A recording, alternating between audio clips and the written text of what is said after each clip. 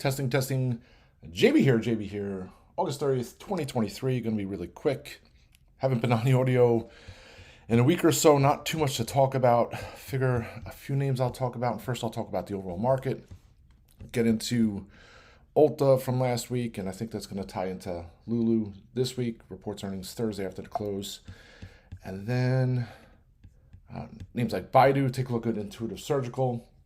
Monster move since Friday, started to rally. I think it was 286, 287 in the pre-market, all the way up into the 290s, and continuation now sitting here at 315 in the first three sessions of this week. So just really quick, and first I'll just talk about the overall market. It's been a little bumpy considering where the market has come from.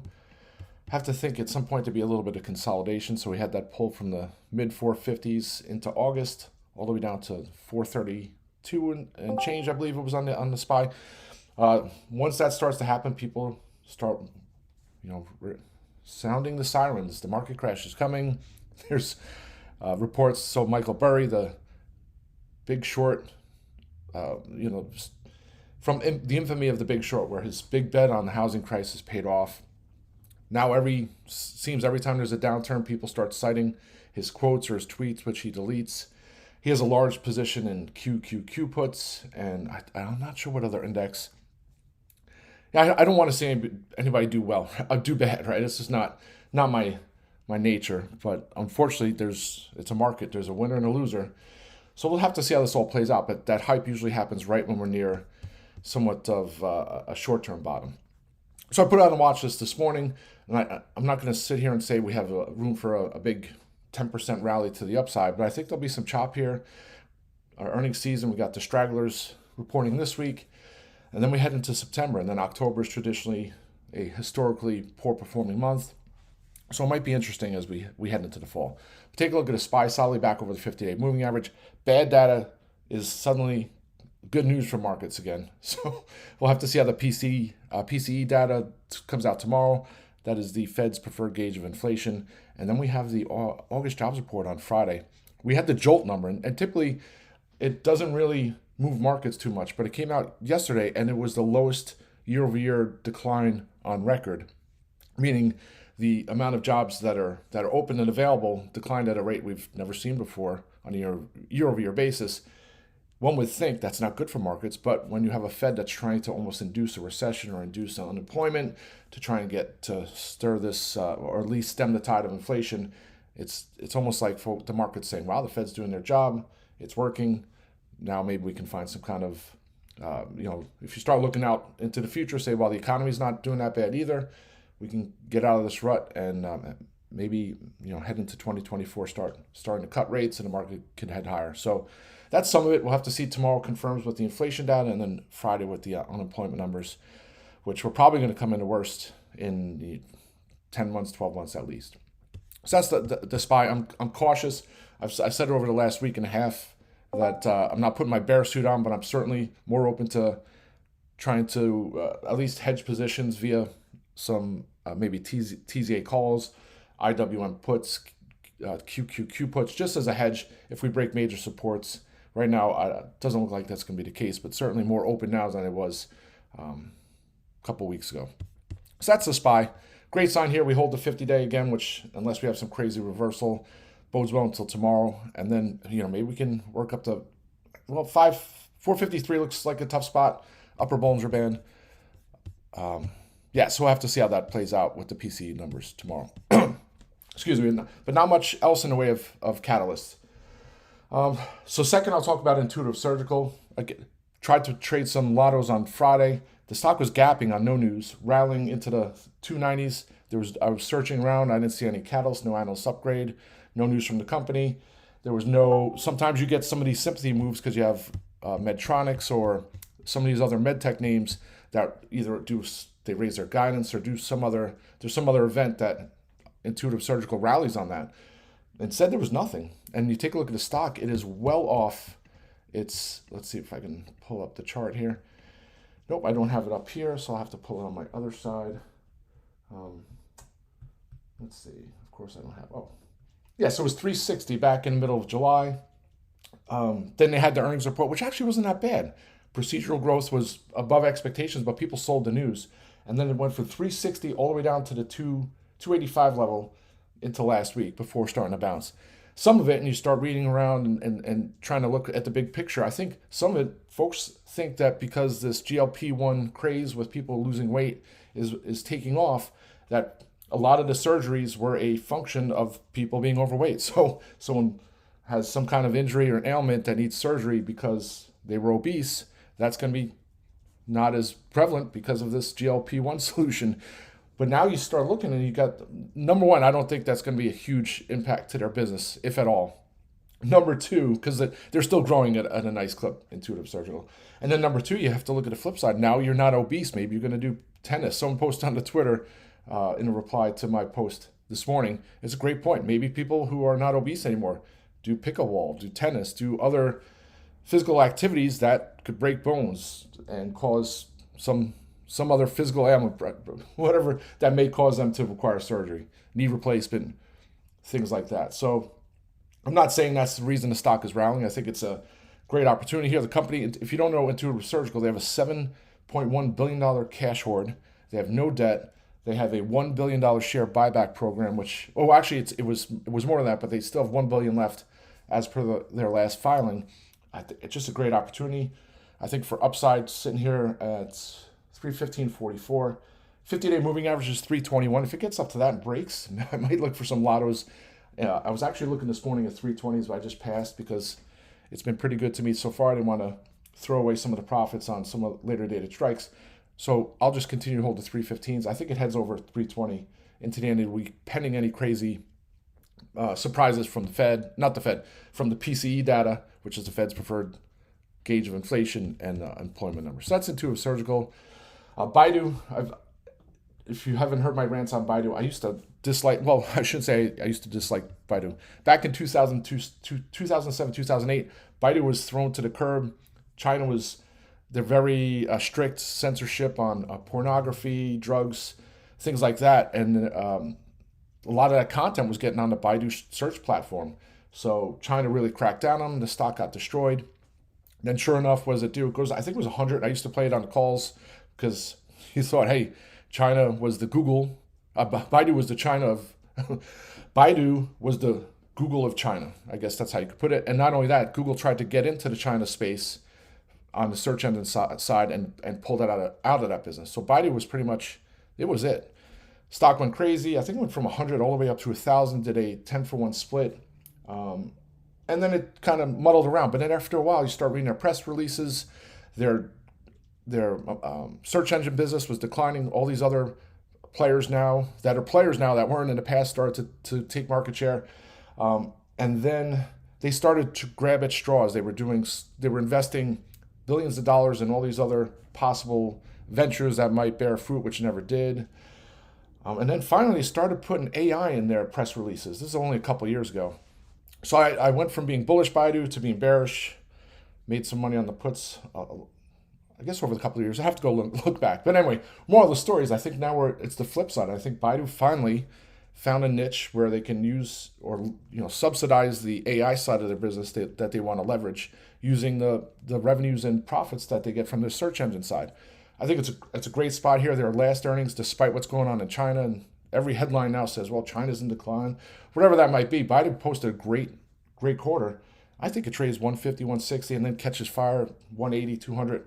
So if you see me add calls, that's kind of the thought process on adding calls on Baidu, because I think it's one of those names that you don't hear people talking about as like you used to in the past. You used to hear people talking about Baidu all the time. Now, if anybody's talking about a China ADR stock, they're talking about Alibaba or JD, the EV companies, and they're not talking about Baidu. Yeah, this is me, Spartan. So that's that. So that's Baidu. So I'll continue to look for opportunities. Well, went up to 142 and change. My calls were near a double or close to a double. I already locked them in yesterday. I don't want to take more off just yet because I think it's headed much higher. So I'll continue to hold on to those, and probably maybe at $2 or 175, I'll look to lock some more of my calls in for some nice gains. Not much to add here on Roku. Let's see if I can put up the chart. I do, yes. So I mean, it's so easy I hate the copy and paste charts where people try to overlay one move in the market from 2010 or 2008 and then overlap a 2023 chart. So I'm not about doing that with Roku, but the best indicator of future performance is past performance. I'm not saying that this pattern that's set up where Roku has a massive multi-day, multi-week rally, has a consolidation and a pullback, some profit taking, embarks on another rally, pullback, consolidation, rally up again, and then pullback, consolidation. I'm just looking at the chart and the history of Roku, and the fact that I think it's an undervalued, misunderstood story. I think it has much higher to go here. So I went and got to September 15, 90 strikes. I think it trades over 90 in the next couple days. Would be nice. Sometime next week would be fine as well. So if it really starts to gain some steam, and I was looking at, the upper Bollinger Band's 88.35, so it might be tough to break that in the next couple days. But if it starts to get some mojo, maybe 85, I'll add some more strikes. There's also a bullish crossover on the MACD, the momentum indicators. Once that crosses, I think it's off to the races. So that's the thought process on Roku. I think it was, I don't know if Kathy Wood talked about Roku, but when she always does, it's kind of the same. And I don't like to use other people's rationale or agree with someone else's rationale, but I think she has the same kind of point of view for me. A lot of people think that it's a hardware company. They think when Netflix or HBO Max, Amazon Prime, Peacock, sorry, it's not. It's Max. It's not HBO Max. Apple Plus. All these individual a la carte content providers are doing well. That's bad for Roku because it's competition, but it's really not. It's good for Roku. It just means that the transition from people doing viewing through traditional providers is going away, and the a la carte system is the wave of the future. So the more folks that do that, the bigger addressable market and larger opportunity here for Roku. Not only that, and you heard on their conference call, I talked about this on a couple rants, but when you go to, let's say you watch a Netflix, you don't watch it for an hour, and then they have a screensaver up and it shows you all their new hits or what to watch, what's trending. So Roku has that on their platform, and they are having an insane amount of demand for folks who want to advertise on that screensaver.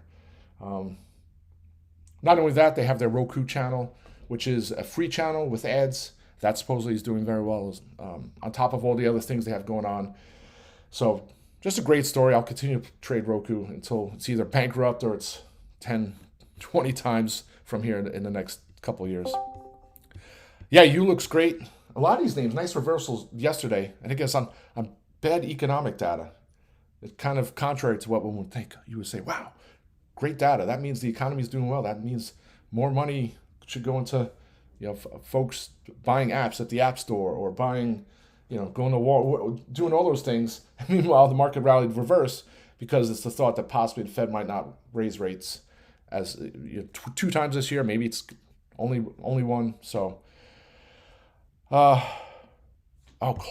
All right. So let me just two more things here. So I didn't talk about ULTA, right? So ULTA and LULU. So this is the last two, and then so ULTA, I was trying to play calls for premium build. I thought ULTA was going to post a great quarter, a beat and raise. They did it the quarter before.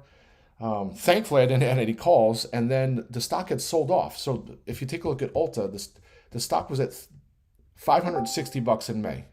It sold off down to 480, so 560 to 480. Then it posted a great quarter, and the stock still sold off all the way from 480 down to 400, bounced back up to 490, and then post earnings, it was before earnings, I think it was 427. And then what does ULTA do? They reported a great quarter, a beat and raise, and the stock, it's up in the after hours and up again in the pre-market just a little bit. And then the market bell rings and the stock goes from 427 down under 410 in a matter of 3 minutes.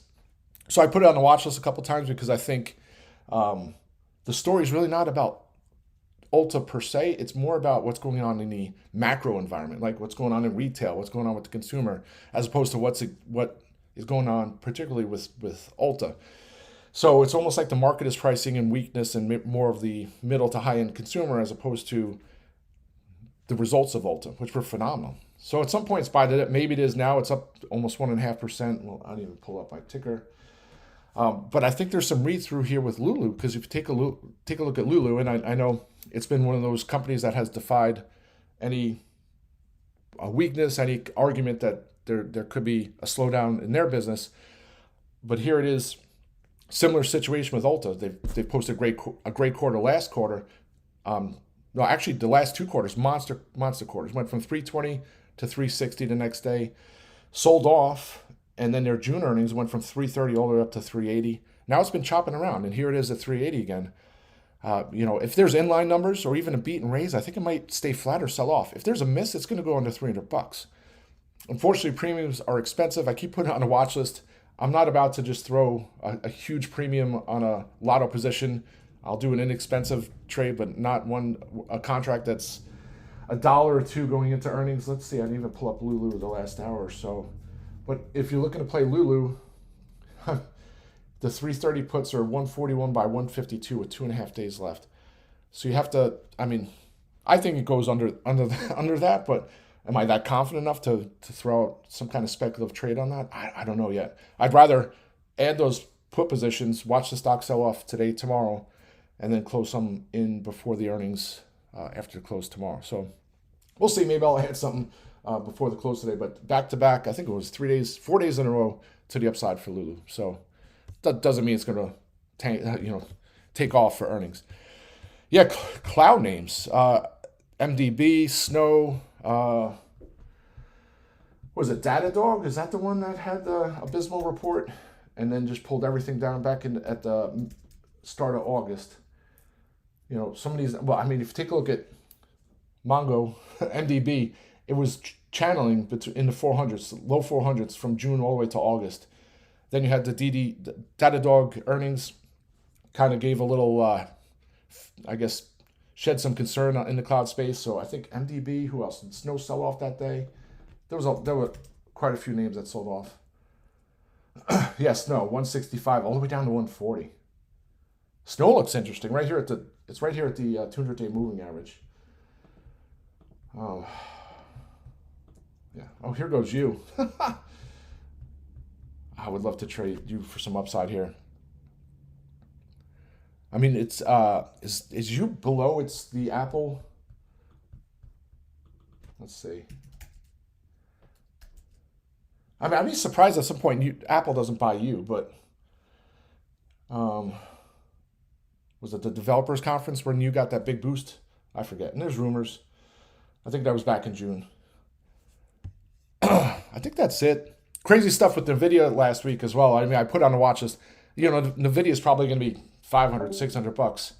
Gosh, I remember back in the day, I'd build a computer and it's like one of those old school, when Intel chips were still, the Pentium 4s or whatever you call it. And I remember buying my NVIDIA video card and I felt like really excited about it. But at the time, NVIDIA was like $1 or $2. And it didn't really start to take off until, and I don't know, I'm trying to think of some other, but if you wanted to have a good gaming computer, you had to have NVIDIA in there, your GeForce 4, whatever they used to call them. So you kind of, AMD, Intel were kind of names I used to, well, not even AMD, but more Intel. And then all of a sudden, NVIDIA just started taking off. And you're like, what's going on here? And then so on and so forth. And just to think that's over $1 trillion company is just goes to show you, that sometimes you got to think ahead and think in the future with autonomous driving, all this with AI, and everything that's going on. You have to find companies that are well positioned to take advantage of that. So anyway, I think that's about it. I'm kind of out of breath here. Yeah, you have to think. Yeah. I'm trying to. I'm not gonna. Sometimes it's tough to find effort to write a nice little piece on Weight Watchers because I'm waiting for some kind of catalyst or some other news event. But maybe in the next day or two, I'll try and piece something together. Story hasn't changed on Weight Watchers. The thing with Weight Watchers, and I guess the silver lining here, it's kind of holding $10. So, you take a look at a company that, there hasn't been too much. Obviously, the analyst upgrades a couple months ago really helps. But where was it at the start of the year? I think it was $2, right? Let's see. January. Yeah, so Weight Watchers ended open, high, low, close. ended 2023 at $3 and 2022 at $3.86. And here it is, $10 with not a huge catalyst outside of upgrades, the GLP-1 hype, and their last earnings. And the last earnings were actually not good because they had to lower their guidance based on the demand for Ozempic and Wegovy and all these other GLP-1 drugs. But I think that's a good sign. So that's kind of like a silver lining. And I posted a couple weeks ago, their short interest actually went down. Like, people covered their shorts. So if you're really that emboldened in your short piece, this would be a time you say, wow, it's up, whatever, I should add more, because if I was bearish when it was $4 or $5 or $6, gosh, I must be really bearish at 10 or 11 or $12. So it kind of goes to show that I think some of the people are losing conviction in the bear case, and that there's going to be considerable upside. So anyway, Intuitive Surgical new highs. I think that's it, folks. I'm off my rant. I'll try and get back on audio later. Let's have a great day. Rock and roll.